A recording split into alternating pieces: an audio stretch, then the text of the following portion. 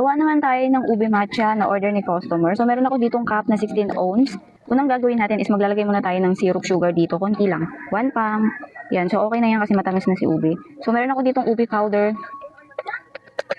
So, ube powder. Then, water. Haluin natin yung ube hanggang sa matunaw yung powder niya. Muna natin to. So, gagawa naman tayo ng matcha. So, meron akong bowl na pang matcha. So, yung ginagamit kong matcha is yung ceremonial.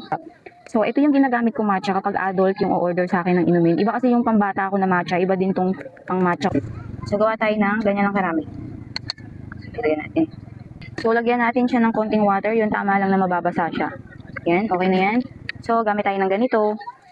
So, ano lang natin to. Tunawin lang natin to with water.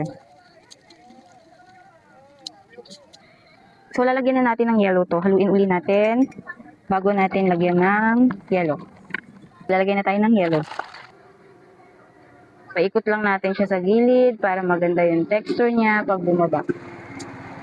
So, haluin uli natin si matcha. After niya, ilagay na natin siya dito. So, gagamit tayo ng takip na flat kasi wala naman siyang icing. So, gawa na yung ube matcha ni customer. Ube matcha ni customer.